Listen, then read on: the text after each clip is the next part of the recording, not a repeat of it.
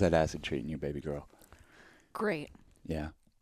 A lot of times when I do like a micro, I kind of forget that I do it, and then I'm like, wow, I kind of just fucking showed up and did my thing. You know, the things that seem kind of too much, not on acid, somehow on a little bit of acid, I'm like, I could do this. Like the other day we were about to go for a hike, but it was like 4 o'clock and we had to leave at 4:40 or something. Yeah. And I went upstairs and I was like, I'll make the family dinner real quick. Because you were on acid. Yeah, I was like, I can do this. Yeah. Like I can handle this. 40 minutes, some rice bean tacos and stuff. Just whip it up. Wow. Don't even think too much about it. And that's, I think, what it does. Like the microdose, it's like a lot of times you'll think about it and be like, oh, I'm not ready to go. Maybe I'll just like look at Instagram first. And then like all of a sudden you're like, oh, it's already 4:35. Fuck, I fucking missed my opportunity. I think on a little microdose, I'm just like, all right, in the flow. Okay, now I'm upstairs. Now I'm cooking. Now it's easy. Everything's easy because you forget how much space thinking takes up. Yes. Yeah. Am I ready to do this? Can I handle it? Do I want to do this? I don't know. And it's like you slow yourself down rather than just like being in the flow of like, okay, I'm making dinner. Okay, Yeah, we're doing yeah. laundry. Okay, we're doing this. Yeah. And now this, and now And now this, this, and now this, and now this. Yeah. Not saying that like it doesn't mean you can still rest and stuff, but I don't know. Just anything that can help you be more in the flow. Yeah. And it's so funny how you will take that without even thinking about it. But I'll be like, "Do you want a sip of coffee or anything this morning?" You'll think about it for 5 minutes and be like, "No, I don't want that." But for some reason, I think this is your third day in a row taking the microdose of acid. Yeah, treated me well that first day, Father's Day. I didn't get home. When I got home back to you after, and I was like, oh yeah, I took acid. Yeah. So I was like, okay, this is good for me. Brighten things up a little bit. I didn't really feel it hardcore until I started smoking weed, and I was like, whoa. Yeah. All right, buddy. Yeah. Okay, buddy. Okay, buddy. Life ain't so easy now, buddy. Oh, yeah. Yeah, you took it when we went to see Shane Gillis. Okay, so why like acid over coffee? Yeah. Is like I feel like on acid I get like 12 clean hours, no crash, just like, all right, I'm like with it. Coffee is like, oh, you're with it, and like, Yeah. and it's almost like too hyped, like, and then I crash. I read somewhere that, you know, before an interview, like if you don't drink coffee, you shouldn't drink coffee, you know, if you're doing like a job interview or something. Oh, yeah. Because you get so hyped up or like overexcited. And I think for me, when I started being like, oh, I have a lot of shit to do, I should drink chamomile tea. Because, you know, you want to calm your nervous system. You're like, I got a lot to do. You don't want to be like, I got a lot to do. Like, Yeah. and then because I think too likely to become ADD. I don't know. We talk about fucking stimulants and everything every episode. Everyone's got their own cocktail. But I will say people who take a break from maybe their usual stimulants find that they might not need it the way they think they did. And it might not have been serving them. They're probably stronger without it.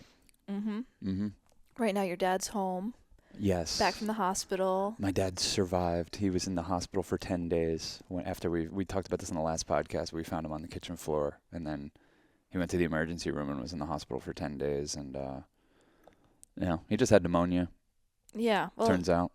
Good thing he was getting oxygen during these wildfires and everything. Yeah. You know. Yeah. It worked out great. Had an opportunity to quit smoking, but I feel bad. He doesn't want to leave the room now because he feels like he can't face the world without having the crutch of a cigarette, you know. It's sad.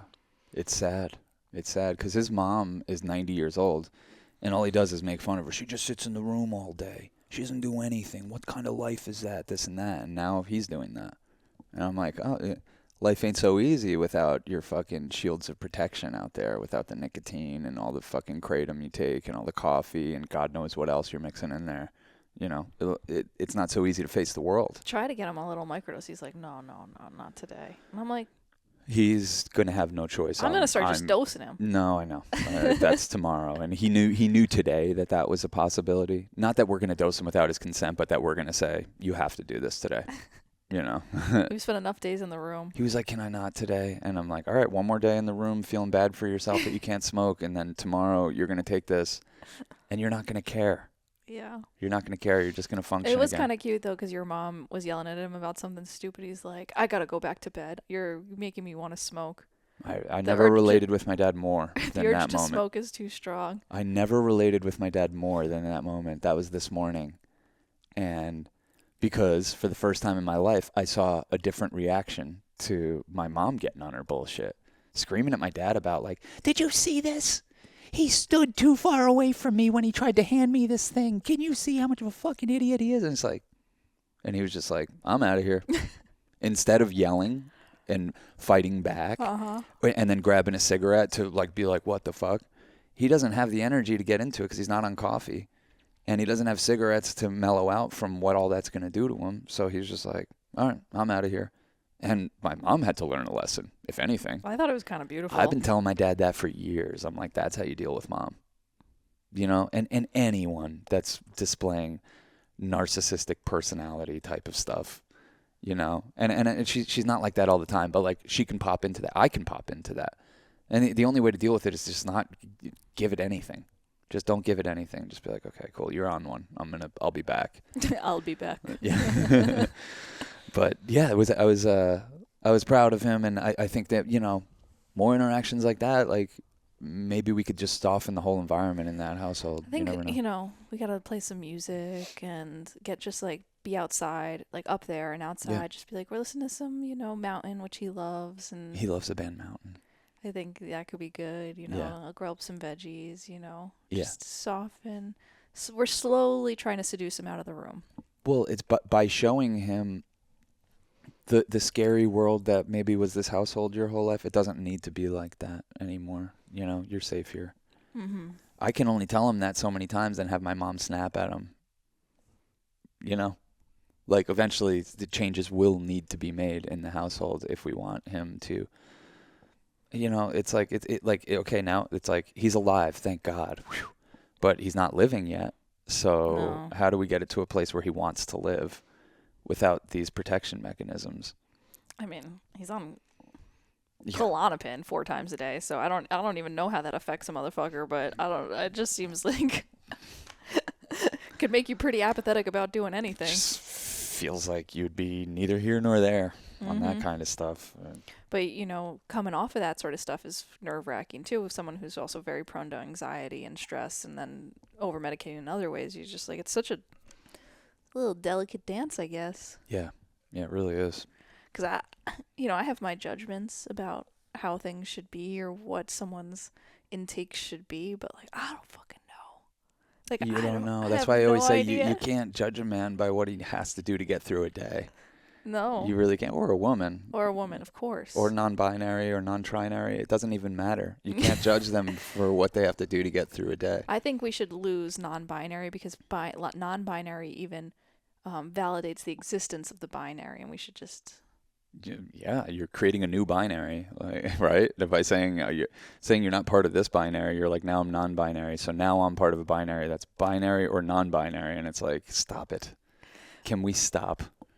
Can we? You know. I love it. I love the dissolution of gender and everything, and I think it's all fucking Oh, hilarious. I fucking love it so much, and I love when it even arises the old man in me, where I'm like, God damn it, God damn it. I gotta fucking learn more fucking things. I'm already a good person, for Christ's sake. Now you're saying I'm not a good person? I'm already a good person. I've been known as a good person through the 90s, the 2000s, whatever that other decade was called. Like, get the fuck out of here. Now I'm not because I don't fucking know all this lingo. I've been on too many drugs for the past 10 years to keep up with this shit. If you want me to be real. You want me to be real? I don't think anyone's coming after you, though. If you want me to be real, I love everybody. I just, and hey, if there's an updated operating system that I don't have, I'm down to update it. I think for the most case, no one's coming after anyone. You know, it feels like everyone's coming after everyone, but it's like, let's just calm down. Like, is anyone coming after you in this moment? No. All right, let's chill. I mean, yeah. Again, as the person that doesn't have to deal with the like editing and uploading and dealing with the comments on these things, like you even go near certain subject matter and like you'll see in the comments, it'll be like, you're a transphobe. It's like, are you kidding? You're kidding. You know? So whatever. We're in gotcha culture, but it is it's a trend. I'll talk about it. Fuck it. You say you don't want to talk about it, I'll talk about it. In college, I thought I wanted to take testosterone for a little. I was like, I saw these like hot kind of trans men, I was like, they're really cool and they're really hot and like less swag. Like less swag. Like maybe I could just do like a little bit of testosterone. Testosterone will give you that swag. And then I'll also say when I was going through a little catfish mustache. And then I'll also say when I was going through puberty, I was confused as hell. Not necessarily about my gender because I didn't even understand being confused about your gender could be a thing. Yeah. But I was like, didn't feel at home in this world. I didn't like. I think I was looking for some sort of answer, someone to tell me what's going on, and I don't think it's unfathomable to believe that more people, kids, are thinking they're trans who aren't trans. And I think we have to be able to talk about that because it's become so culturally the answer of like, oh, are you sure it's not that you just are not in the right body? Or I believe that people are genuinely trans and there's been trans people forever. But I think there's a pipeline now of kids being on intense pharmaceuticals and hormones that I even regret being on birth control for as long as I was. Yeah. And I think these are serious drugs that we're giving kids to deal with the mental health crisis that is puberty. And I think we do need to be able to talk about puberty in America. Exactly. I support people doing whatever the fuck they want to do to their bodies. Whatever they have to do. And whatever they have to do. And I don't even know if I want to say like, oh, kids can't get hormones or whatever. I'm just saying like we shouldn't have what feels like a pipeline or like where there's no like mental health support around this period in someone's life. That's very confusing, and we should be able to have nuanced conversations that maybe someone under the age of 18 who is depressed or confused or dealing with existential dread isn't also maybe confused about. Maybe there's an easy answer that I just like, if I change how I present to the world, I'll feel like the world loves me more. Yeah. And I don't care what the comments say. I don't care if this whole podcast gets canceled because of this fucking conversation. And I'm not even trying to open it up where we talk about it even more deeply, but I'm just like, we need to be able to talk about these things. I am worried about kids. I'm worried about kids being too forced to be the gender that they not are and being forced to present in a way that's not comfortable for them. Of course I'm concerned about that. Of course. But I'm also concerned about kids thinking that there's an easy fix by doing something that's like chemically very dramatic to their bodies and will affect the rest of their life. And then will affect the rest of their lives. And I'm just like, I'm glad I didn't get to make a choice when I was like 13 years old that was going to affect the rest of my life, my body's life. And the reason I feel like I can talk about this in a way that I'm like, you should hear this or anyone could hear this, not that you should hear what I have to say, but I'm like, I genuinely questioned these things. I genuinely was like, maybe I should take testosterone. Maybe I should do this. But I don't know. Like, and if you were coming up now, you would have. Yeah, because it would have been a lot easier. Yeah. But at this age, and I've talked to other friends who have gone through a very similar thing that don't want to talk about it publicly, obviously, where they're like, oh, I totally would have changed my gender and like at 15 if I had the option. And partly as a fuck you to my parents, like. Yeah. So I don't know.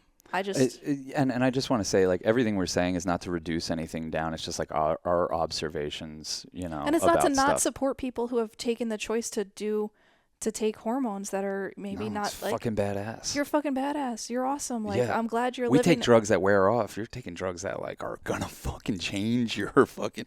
They warn us when the drugs we take. They're like, oh, it's gonna do this and that to you, but none of it's true. It wears off. That stuff fucking really does affect you. It's a bold move. And it's a huge process of discovery and discovering yourself and all this stuff. And it's a beautiful thing. And maybe I'm a fool for like not wanting to think about who I am in that way, or just being like, or being privileged enough to have been comfortable in the body I was born into and like having boobs. And I wished I had boobs as a kid. I was like, I want boobs. I want boobs so bad. Perfect. Oh, thanks, babe. You're sweet. You're embarrassing me though. I'm grateful that I'm not like that confused, and I support people who are, and I support people doing whatever they want to their body. And I think it's just like a very interesting, wild time, and I don't really have much more to say about it than that, I guess. Oh, okay. No, I was just like, I think you do. Well, I think one of the things when you're like nuance gets pulled out of the conversation, I think one of the bigger things of nuance, it's not even nuance, it's kind of obvious that I feel like never gets mentioned in this conversation is like, how I talk like the profit motive spoils everything. that's suspiciously, like, there's a lot of money to be, sorry. There's a lot of money to be made by having people on hormones for the rest of their lives. And I mean, a huge amount of money. And even if it's covered by Medicare or whatever, it's like someone's paying for it. Someone's getting rich. Yes, exactly. Exactly. So when they're making it easier and easier to get access to this shit, and I don't know, I just get a little suspicious because it bleeds into the cultural conversation, and then all of a sudden everyone is deputized on behalf of pharmaceuticals, the way we did with the vaccine, and just fighting for this thing blindly and not questioning, like, hey, God, I sound like RFK Jr. right now. I just gotta clear my throat. You know, I don't know. I just feel like a lot of that gets ignored, and I feel like that's a huge way of the way I look at anything in this country. Who's making the money? What are they trying to get me hooked on? Mm-hmm. And you know, I don't know. I think that's a huge part of this that is ignored, and we're fighting these like very myopic battles while we're ignoring, like, you know, these CEOs are laughing their fucking asses off, because the more that there's resistance to this stuff, it creates the opposite reaction, and you have these shit-lib parents who are like forcing on their kids, like, you're trans, right? You're trans, right? You know, like, and they're pushing this kind of ideology onto their kids as an extreme reaction to the other side, who's just spooked by anything that's change, you know. And I think there should like also be space of like accepting of confusion and the beauty of confusion and the journey of getting comfortable in your body, and like also breaking down gender in a way that, like, I mean, we wear the same clothes, you know what I mean? Yeah. I've been lucky enough to be able to masculine present my whole life in a lot of ways because I'm an only child and my parents are liberal, and who gives a fuck, you know what I mean? Yeah. But I don't know, I love people and I want them to love themselves. Yeah. And I think what's happening also is what you told me yesterday or a couple days ago. You were saying, like, gay men are getting kind of squashed in the conversation of, like, and also a recognition of, like, a lot of gay men were wearing dresses as kids, but they're not, like, now as gay adults being like, oh, I really wish I had gone on hormones. Yeah. You know? Oh, no, if I only had been able to go on hormones at 7 years old, my life would be better. It's like, no, it's a journey of discovery and playing with gender and playing with these roles. And, and I think the rush to make a chemical decision at a young age should be, like, talked about and thought about. And I think what's happening right now is, and this sounds, how do I say this in a way that's not good? We haven't supported critical thinking in this culture, and I don't even know how to critically think, but you can't trust our politicians, and you almost can't trust parents. You have to trust parents because you have to trust somebody. Like, like, you were born to this parent, and I guess you were going to trust them because they were brainwashed by the media too. Like, they were watching too much MSNBC or some shit. Fox or whatever, you know, it's like, and it's been such a shame that queer kids have been, like, hidden, and they're used as pawns now. Yeah. That's it. They're used as pawns, and it's like, we think it's this celebration. It's all, to me, just like just really disgusting and embarrassing thing.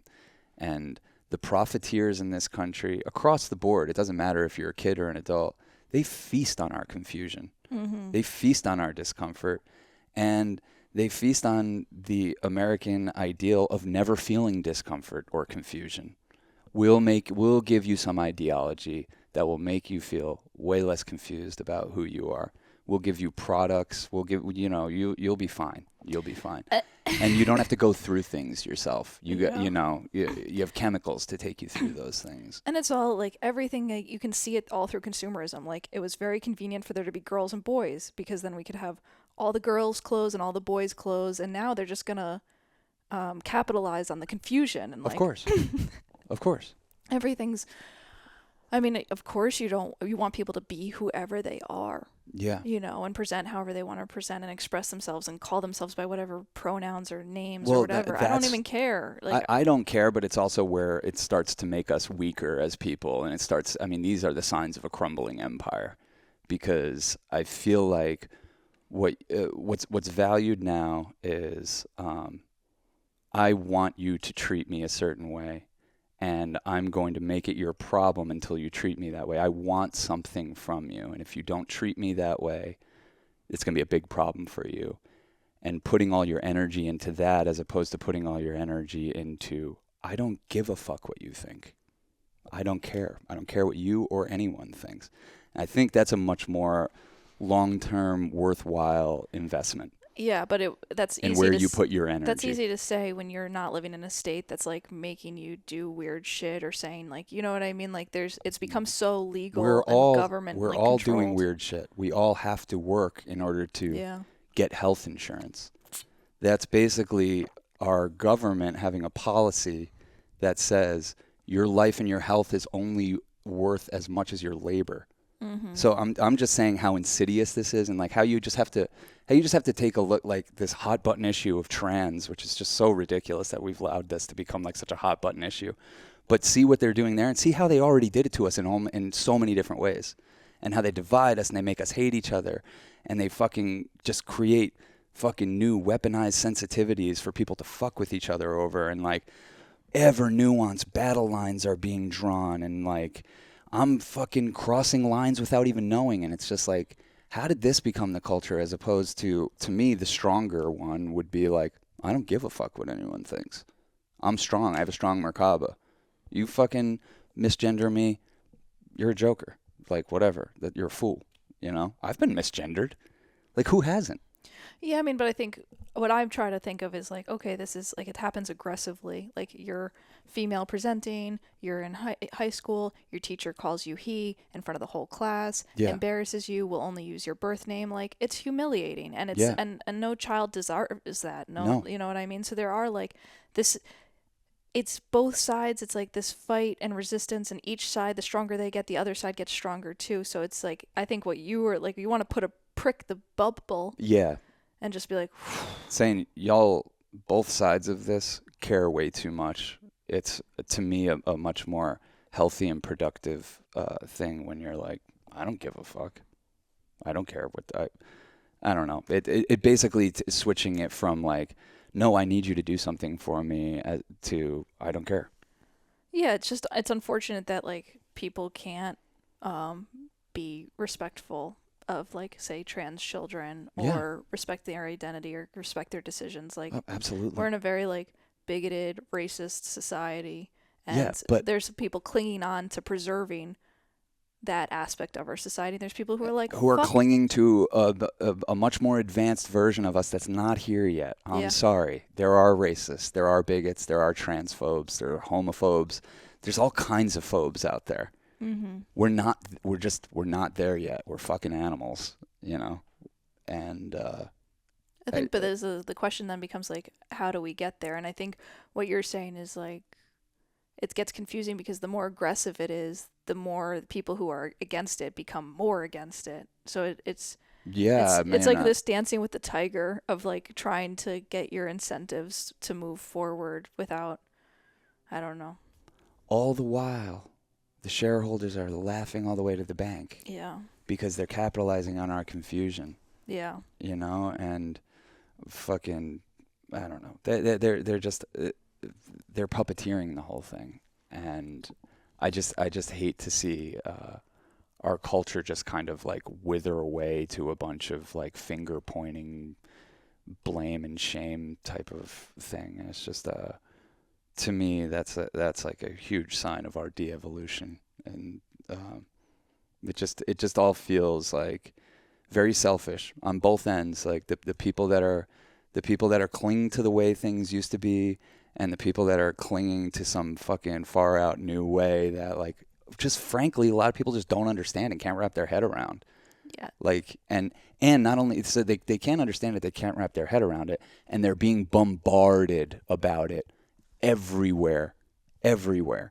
And it's such a strange thing for such a very sliver of the population to have this loud of a conversation about it. So to me, you could see why people would lose their minds, you know? I don't know. Can you relate with that at all? I'm so out of the conversation that it's like hard for me to even know what the conversation is and how extreme it is, or how I'll just be honest. Like I'm so in my own bubble of me too nonsense that I don't even know what's going on as far as what people on either side of anything are on. Yeah. Or what they're confronted with, or what could be triggering them, or I just know, like, the stronger you fight, the stronger you're going to create the resistance to that fight. Basically my whole point is, like, there's going to be fights. But you can pick and choose what those fights are.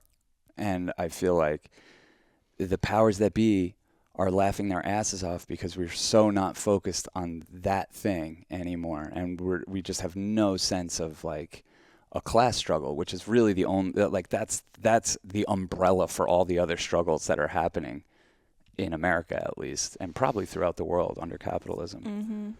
So I'm just like, that's where we want to take the fight. That's where the loudest cultural conversation should be happening right now. Well, like, the largest transference of wealth happen. While the largest transference of wealth in human history is happening, that's what we were doing. We were fighting about Bud Light and pronouns and all this shit, and how to allow for pharmaceuticals to have a clearer pipeline to kids in school without their parents being involved, because that's what's going on, you know? I'm like trying not to be scared about it. It doesn't, I don't know, it, like, I just... No, it doesn't scare me. I mean... It just kind of like, it's kind of like you're recognizing, you're like, hey, maybe we shouldn't just blindly accept everything. Because I think even just like everything just, it's like hindsight is 20/20, you know? We're all a little confused. We don't necessarily know what's right. Let's all just kind of... I just have a sample size of my life, and I've just felt things get tighter and tighter and tighter. And culturally, you know, the larger cultural conversation. I feel like that's what I'm mainly been tapped into, and that's what we do. And, like, we try to bring back core samples of what's going on, what's actually going on out there, and how it feels. And it just feels like just a culture right now that really is struggling with identity itself. So when you really zoom out, that's, you know, kind of our cultural struggle right now. Like, who are we? What are we doing? What are we all about?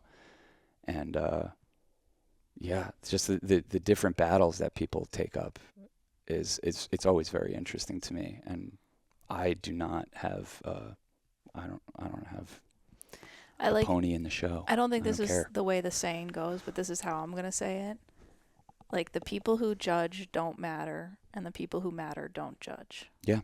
You know, so it's just like... That's kind of my point. Instead of, like, going around like, hey, I want to be treated a certain way, and if people aren't treating me that way, it ruins my day, and I'm going to try to ruin theirs. Like, why don't we work on not letting it ruin your day and realize, like, oh, yeah, these are a bunch of fucking evolved apes. I can't expect them to be in my reality tunnel of sensitivities, and I'm not going to weaponize those sensitivities.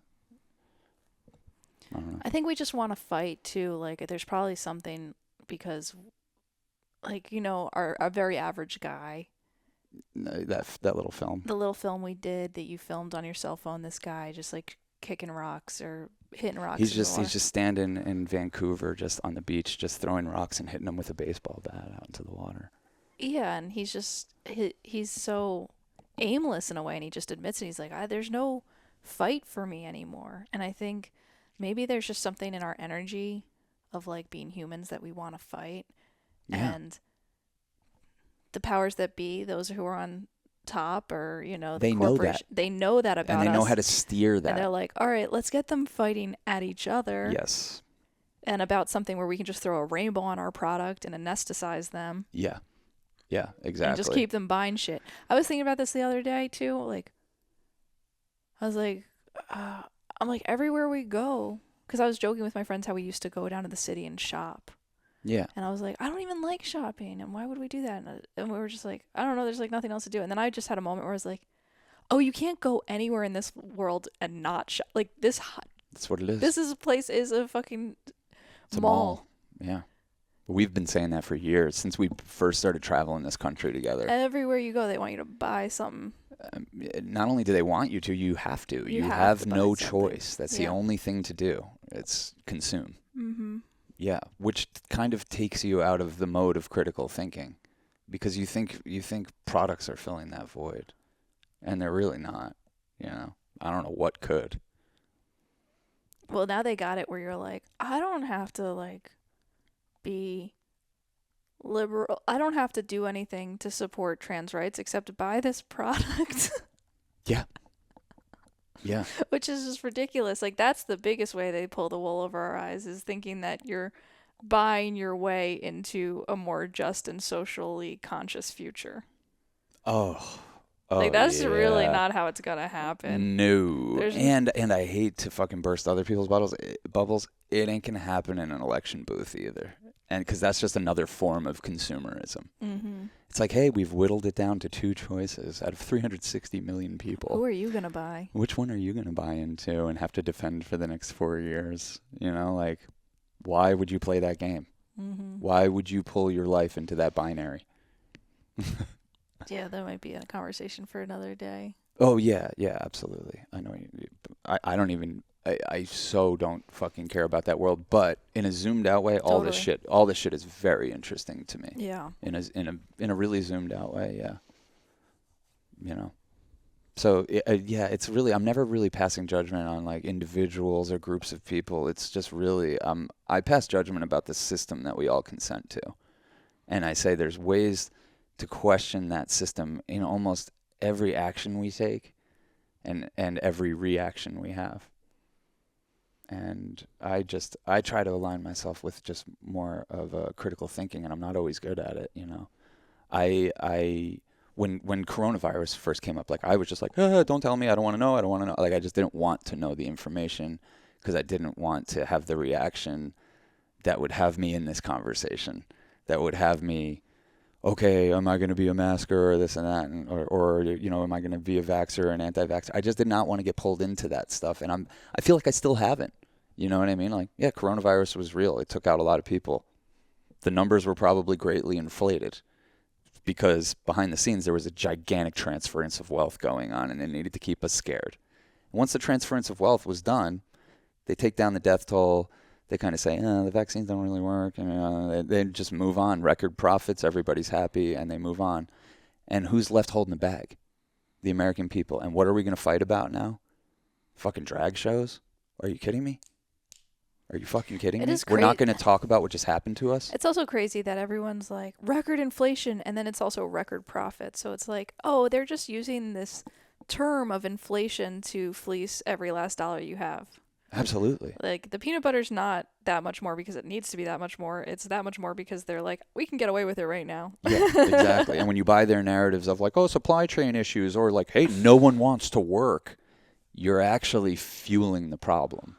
And, you know, and that's why I don't so easily go into like, hey, here's the new trend and everybody better behave. Mm-hmm. I'm going to question that. I'm going to question it for a while. And if someone wants to call me a something phobe, they can. It is so far from who I am. And you could ask anyone that knows me. But I do like questioning these things, and I do think it's worthwhile because if you can question things on the biggest level, you can question things on the most intimate level about yourself, I think. And that's ultimately the only thing I can do is evolve who I am. Well, thank God I have you, because I usually will just like, I'm definitely a little bit of a fucker, but I'm definitely like, okay, I'll follow the rules. I like a rule. Yeah, you like a rule so much that I'm like, you have a critical thinker in your life, and you'll just let me make the rules then, you know. But no, you'd be fine without me. Oh, you know? Thanks. Yeah, because I hang around with you and your 7 girlfriends that you've had since 9th grade, and you know, like what I am to you, you are to them, if that makes sense. A wild man. Yeah. A manimal. You're a total manimal, twisted joker.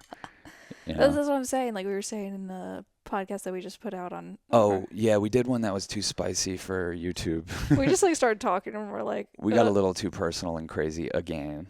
And that's on patreon.com/churchofchill. But part 1 of this. Anyway. What are we saying? Sorry. Oh, no, just like that I have more of a dry humor when I'm not around you all the time. Like, my life is so funny with you that I don't really need to zest it up. But I remember I had some, like, I don't know. Let's just say I wasn't with the most wild group of friends in college. I had a long distance boyfriend, so and I was like, You were doing a lot of knitting. and I was like an honor student. I think they put us all together or whatever. What do you call it when you get a scholarship for academics or something? Yeah. And you were at a college with no wild men. yeah, it was, yeah. And yeah, I just like knit and did stuff like that. And when I was with those girls, I was the twisted joker. I was the one who was like, anyone would ask a question, I'd just like make up some shit like I knew the answer and like was just having a lot more fun with it. But when my baseline life is like so fucking wild and fun, I'm not, that kind of aspect of me doesn't really need to come out in the same way. You know what I mean? You know what I'm saying? I know what you're saying. But luckily we keep our life boring enough that you are still funny. And you're like, I gotta make a joke of this thing to spice it up a little bit. Yeah. I mean, and that's kind of like we talked about this on part 1 of this on Patreon. But like that we've been very intentionally trying to align ourselves with laughter and joy and lightness and that kind of energy. And I think it really does help you navigate this fucking capitalist hellhole a little bit nicer when you just don't have that tension of taking it seriously about you. You know, I feel like the humor somehow eradicates the anxiety. We're watching The Marvelous Mrs. Maisels and like watching her get famous and stuff, and it's funny because we were talking even in the part 1 of this about like fame and about how people are going after it. And I'm not saying that comedians are immune from the effects of fame, but I'm just saying if you're gonna be famous, probably the best type of famous would be to be a comedian where you can just like laugh about the predicament. Oh yeah. You know, and I think that's what you're looking for is like, where's the opportunities to laugh about our fucking ridiculous predicament? Well, it's first of all in kind of assessing it from a higher perspective, and one where you don't have a fucking dog in the show. That's kind of what we've been doing. It's why we don't really talk about this stuff that often, is because we're kind of assessing the situation, you know? I wish there were more I wish there was a comedian, like, I just watched Amy Schumer's special. I couldn't even get through it, but she's like talking about being a woman and all the insecurities that come with being a woman. And like, it's like, okay, we've heard this, we get it. Yeah, well, it sucks, whatever. I want a comedian to get up and talk about, like, make fun of being famous and how that has like ruined their life and their relation. I guess Mulaney's kind of like that a little bit. Yeah, John Mulaney's new special. Yeah. Yeah. Yeah, but I mean, that's the key, is first of all, like, assess the situation from a higher perspective, have humility about yourself, have perspective about yourself. Like, I understand how I come off. I understand that, like, the things we just said in the first half hour of this, coming from a straight white cisgender man, is completely different than it coming from you even. Mm-hmm. You know, I understand that. Well, yeah, I think I have humility. Yeah, and I think that's fair, and like, it's okay. You know, I think there's been voices that have been prominently displayed for a long time, and it's like, okay, we're kind of looking to other voices right now. Like, that's what we want to hear. That's what's missing from the conversation and that sort of thing.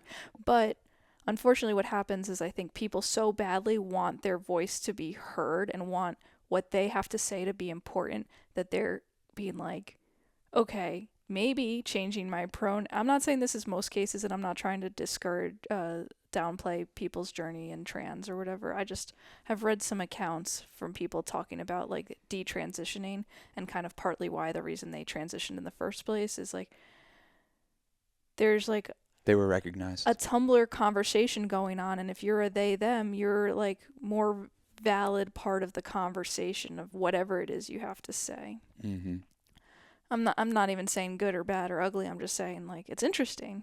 It's so human. It's so human. Yeah, I mean, like, we're in an attention economy.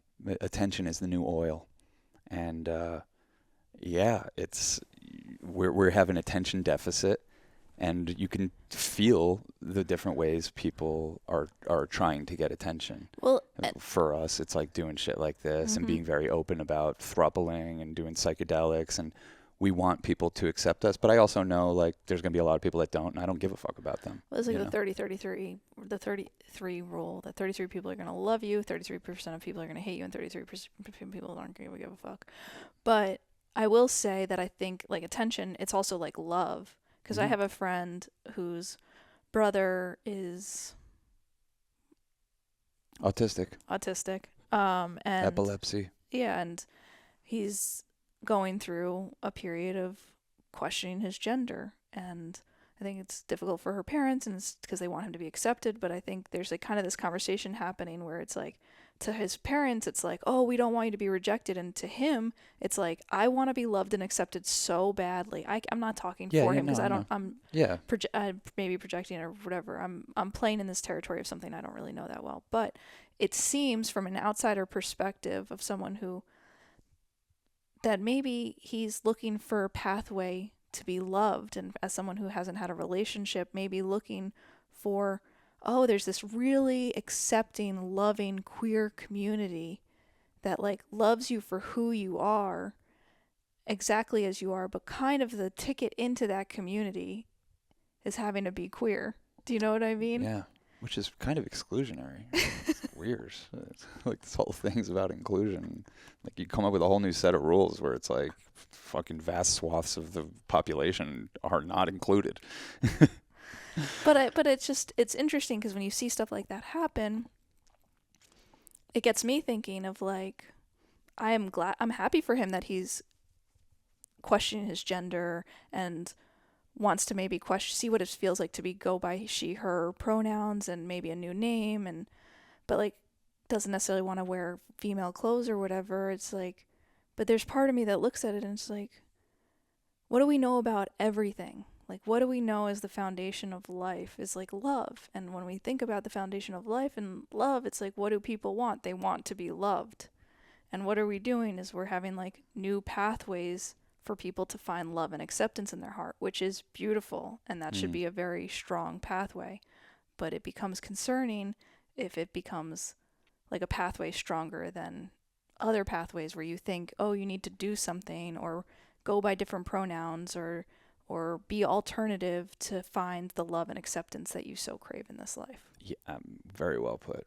Very well put. And that's a very interesting example too. You know. Yeah. You've known him his whole life. Have you ever thought he struggled with gender issues? No. And then it bubbles up as the main cultural conversation for the past however many years. And now at 30 years old. Well, he's like almost 40. Almost 40, yeah. Not saying that can't happen. Not saying that it can't happen, and not saying that like life is funny and weird and that I might change my gender at some point or present differently. I don't fucking know. Like, I think I don't even know who I am. I don't even know what's going on. Like, I feel like if you started injecting testosterone, you would know who you are less. But you would feel like you knew who you are more than ever. As someone who's on a dose of testosterone. I'm fucking covered in this shit. Drenched. But yeah, it's a crazy fucking drug. Yeah. It's a crazy one. Yeah. Talk about hijacking your everything. Mm-hmm. Yeah, testosterone runs the game. That's why I have to get out and exercise like a fucking beast every day. You know, I need to like expend this fucking energy. It's why that guy in that film, A Very Average Guy, is saying, I don't have a war to fight. I have to come out here and fucking get rid of the energy. He's like, I can't deal with dating anybody. You know, there's no such thing as love in this life, and I can't deal with dating, and there's no war for me to fight. There's no purpose. He's like, I'm a 30-year-old fucking delivery boy. And, you know, he's just like, you know, that, and look, he was real with us. Yeah. And as much as people like want to just be like, oh, he's probably some alt-right, whatever. He's a man living in this world. There's a lot more like him. Generations of people, generations of men that really don't know what we're here to do. We don't know what our purpose is. The idea of fighting for this empire is a fucking joke. And most of the jobs that are available, like, we're not supporting small businesses in the same way. So if you're going to be putting your hard labor, time, and energy into something, you're making profits for someone that you can't ever see or meet or know. Yeah. It's awful. So it can be a little emasculating. Mm-hmm. And I think that there's a way to reboot the whole thing, but it's like you kind of have to like pull your head out of the game and realize like, hey, if you were in the game, despite what you might think, you're a pawn. You're a pawn. Yeah, you know? So we all are. And just think about the ways in your life that you're being used as a pawn by industries or politicians or whatever, and fucking start deprogramming that shit. And that brings us right back circling to why you microdose, or why you take fucking psychedelics, or why you do little, like what you're doing this weekend with your girls, where you're just going to get together and all take mushrooms together, is because it gives you a break from that, just like the static, that loud static that is our culture, because that's all it is right now. It's just static. There's nothing you could grasp onto in there. And people are trying, they're clinging. Oh, maybe these are my people. Maybe these are my people. I'll switch my Twitter profile to this. I'll hang this flag. I'll do this and that. And it's just like, I mean, it's cute, but I just feel like it, like everything else, is a consumerist pursuit unless you start really getting down to the hard questions. Yeah. That said, whenever I go into a town that's like full of rainbows and diversity and I stuff, fucking love it. I'm like, this is where I want to live. This is the kind of world. This is like that's where we're headed. That's Yeah. why, like, it's just where we're going. It's who we are. Yeah. And there's people that are clinging to the past, and I don't know. My point is, instead of being up in their face that they're like, that there's something wrong with them and they don't belong in this world, just realize, like, the world I want is inevitable. They've already lost that fucking battle. That's how it felt like when I did a shit ton of You don't have to be in their fucking face about it. It was like, this is this is our natural evolution as a post-gender society. Yeah. Like post-gender like post-sexual bodies, probably. We're in the thick of it. Like, we're probably maybe in your children's lifetime not even going to be able to reproduce. Ooh. You know what I mean? What's that movie? Handmaid's Tale or whatever? No. Handmaid's Tale? The one where the guy, like, there's just like one person that is pregnant, and it's a good movie. End of Days. It's not End of Days. I don't know if I saw it. Clive Owen running around in like an apocalyptic thing. I love Clive Owen. You love this movie. I do? Yeah. Whatever. If you can't think of it, it's just a moot point. But yeah, you might be onto something with that. I'm glad we have bodies. Yeah. And I'm glad we can have sex, and I'm glad it still feels good, and I'm glad, we're not Not yet. post-human manimals. We're still manimals. Yeah. Oh, Yeah. I definitely am. Yeah. And I'm leaning more into it as I get older. Like, I don't care. I think any confusion can happen when you're not like assertive about who you are and why you are the way you are, and you know what I mean? Like, I think that's what happens too, is like people want to be recognized for who they are. Yeah. And I think that's beautiful. And I guess that's why it's good to just come on here and be honest, even if it thins the herd. Exactly. Like, I'm at the stage, I'm like, I ain't trying to appeal to everybody. I just want to find my people. We're certainly not trying to get famous. I don't know why we do this. We have to. Well, the reason we keep doing it is because, like, if our goal was to be famous, we probably would have cut this podcast off a while ago, because we'd be like, this is not our claim to fame. But, like, it actually is really a beautiful experience for me to feel like we can talk and, like, be friends with people and have these conversations. And I was joking how we should just do, like, one where we just record ourselves and, like, be quiet and, like, nodding and being like, that's a really interesting point. Yeah. Like, we should just do an episode where we're the audience of your podcast. Yeah, yeah.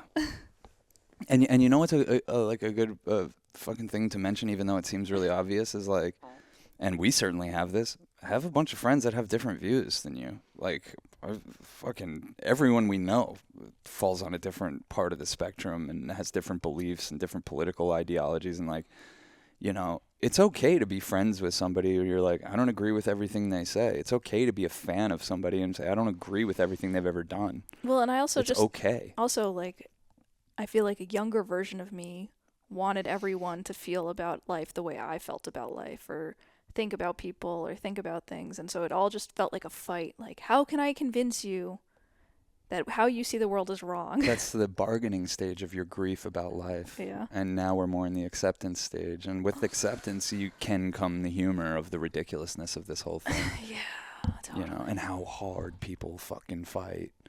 And it's really cute knowing we're all fucking going the same place. Mm-hmm. That we just fight so fucking hard to be recognized and validated and loved. And it's really cute. It's adorable. There's so many things about humans that are humans. There's so many things that are just adorable. And if you can get into that more, that's what I'm saying overall, is like just getting more into the mindset of like, people are cute and they're adorable and they're funny and they're painfully human. And how adorable is it that people are like scared that what you do with your body affects them? or what I could say affects them. This is what I'm saying, how ridiculous it is. And it's just like, this is where we're going to take the fight. We're going to take the fight into policing each other and everyone being deputized by the media to fucking go have their own little witch hunt within their personal life. Like, why would you take those orders? We're so primed to just take our orders, and fuck that. Fuck that. No way. I will respect anyone, no matter who tells me to respect them. I don't give a fuck what their lot in life is or what they want to be called or what they're presenting as. You're going to get my love and respect and acceptance and validation if you're around me. That's what's special about me. That's what I'm working on. That's why our films work. That's what I'm trying to evolve to, you know, and you too, you know. Fuck them. No, I'm just kidding. I'm saying the opposite. I'm saying, like, No, I love everyone so much that's that why I was doing a joke of just saying, I fucking fuck everybody. Yeah. That used to be, remember that was our old slogan, eat shit and fuck everybody. In yeah, 2013, that was our energy. sooner than 2012? earlier than, yeah, maybe. We're just like, eat shit, fuck everybody. Now Just- we're like, love everybody. Yeah, absolutely. We let life soften us as opposed to harden us. Yeah. Because it produces more joy. Our last podcast was called Mining for Joy because that's what we're here to do, is to mine for joy. And if you're mining for conflict, you're going to fucking find it. Every turn. And the vultures, the capitalist profiteering vultures that are circling you are going to swoop down and start fucking feasting on you. Once you fucking hang your hat on anything. Well, because when you're angry, you're more susceptible. Yeah. Like when you're not, because anger, I'm not saying there's good. We got a product for that. We got a product for that. But you know when you're calm and centered, and when you are, you're less susceptible to thinking you need something. Right. But there's a reason the 24-hour news cycle became a thing. You know, I just talked to my dad the other day, and I was trying to find out like when they smoked and when they stopped and stuff, and he Cigarettes? yes, Mm-hmm. and he told me the morning of 9/11 because they were watching the news and saw it like literally happen, and we're an hour from the Twin Towers. And Mom had been there like the day before for a meeting, which is crazy to me. But anyway, he was like, that morning they looked at each other and were like, let's go get a pack of smokes. And it had been like, 15 years since either of them has smoked. Wow. Isn't Damn. that funny? Like they just were like, I mean, you thought, we all thought the world was ending. We thought, Yeah. That'd be us with nitrous. Our version of that would be nitrous. It'd be like, Cass, fucking 9/11 part 2 is happening. Let's grab a 20-pound tank, some balloons. You think so?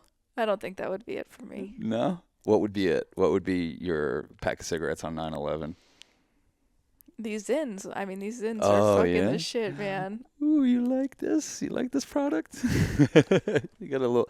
That's a little product for your anxiety. That's or I don't even know. I don't know. Just calm it down. Yeah.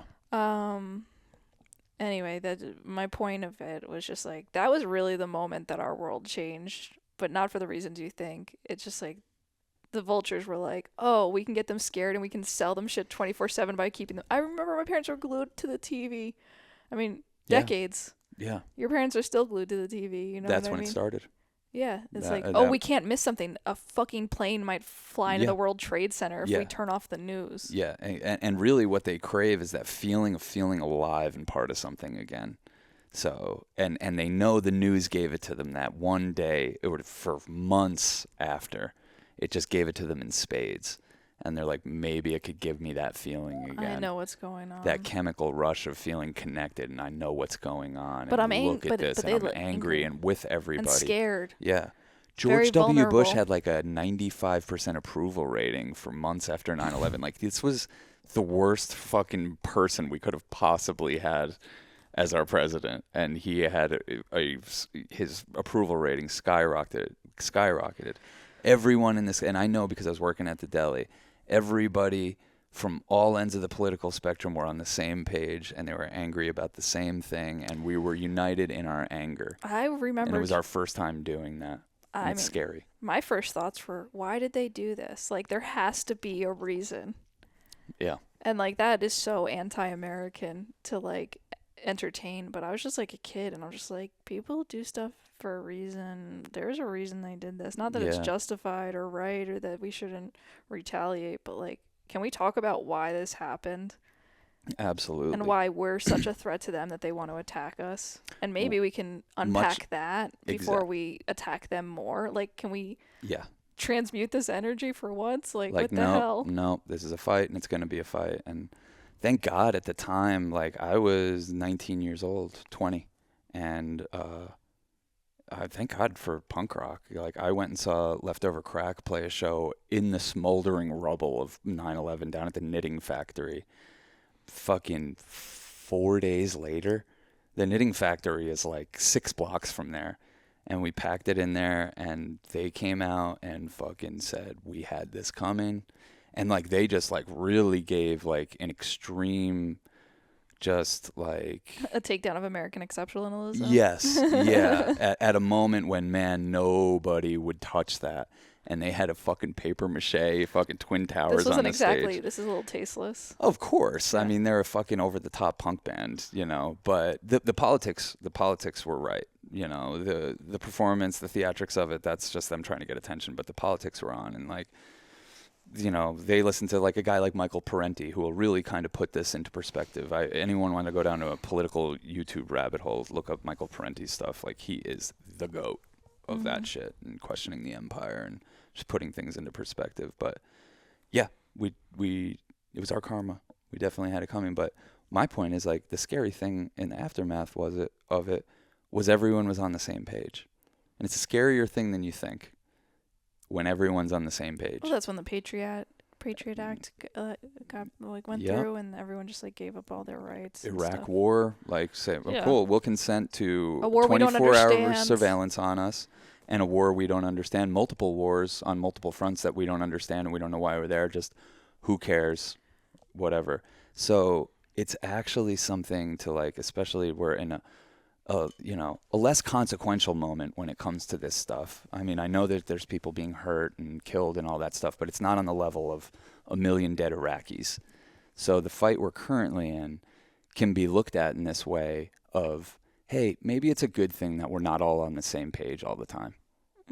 Because some wild shit starts going down, and this country gets pulled drastically out of balance, and we've been out of balance in that way ever since, when everyone agrees to the same fucking thing. It's kind of what makes us beautiful, as frustrating as it is. I'm not an anti-vaxxer, but the further we get from that period, and even while it was happening, I'm like, thank fucking God for these nut jobs. I know. They're not nut jobs. But you know what I mean? Like, but yeah, I mean, thank obviously, Christ for these motherfuckers questioning some of them things. were being nutty, you Oh, know, of the way course. that I was being nutty by washing my groceries, you know what Yeah. I mean? Like, Yeah. just thank fucking God we didn't all consent to sign away the keys. Yeah. And a lot of people lost their jobs that shouldn't have, and a lot of people died who shouldn't have, who probably should have been vaccinated. You know what I mean? Yeah. Like, but I'm glad that we aren't like a mono thought, like as a human race. It's a beautiful thing, and it's so crazy because we're in such a bratty culture that, like, we want something from people, that we want everyone to agree with us, and it's like, that has never been what this country's been about. Getting everyone to behave in the same way has never been what this country's been about. And, you know, I know it might offend some, but, like, it is the best thing about this place, you know, that there is all kinds of different viewpoints. There's all kinds of different people expressing themselves in different fucked up ways, and it's rad. It is rad.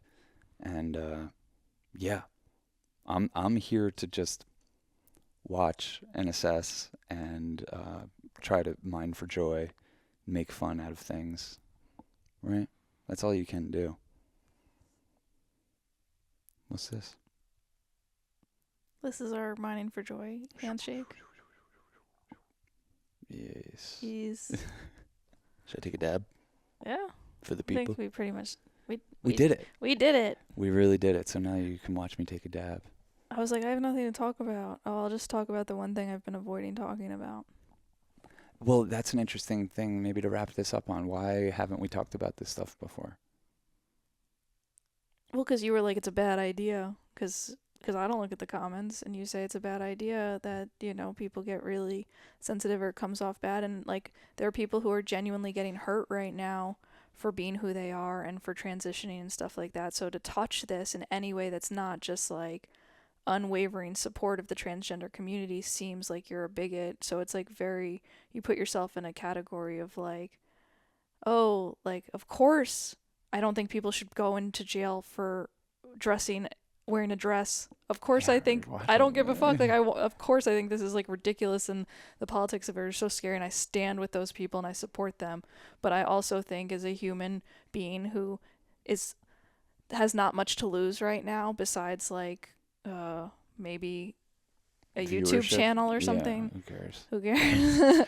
Like, I'm gonna say like my personal experience and why I think that there's nuance to this whole pathway, and I think anyone trying to strip the nuance out of what it means to be a woman or what it means to be a man or what we're headed towards a genderless society, but there's a nuanced way that we can get there, and I think it's interesting to talk about. So that's why I'm talking about it. Well, and it's a very loud part of the cultural conversation right now. Mm-hmm. So, and yeah, I'm just making bigger points about, you know, the way our culture kind of navigates things and kind of what the powers that be are doing while we kind of figure this stuff out. Because it's an immune system response. It's like, whoa, something different got added to our cultural cauldron. How are we going to respond? And I'm just saying it's a beautiful thing either way. It's a beautiful thing that people are taking things further out than ever before. Definitely. And it's a beautiful thing, and it's a very human thing that people are resisting that. And it is ridiculous that there are those people, but it's kind of hilarious, and you have to kind of wait for them. And there's a way to earn their approval and respect, and if you care about that kind of shit. But it ain't by being like fucking loud and in their face. I just don't think anyone's ever changed anyone's mind by forcing them to behave a certain way. Yeah. Right? Like we're headed there anyway. We're going there. Yeah.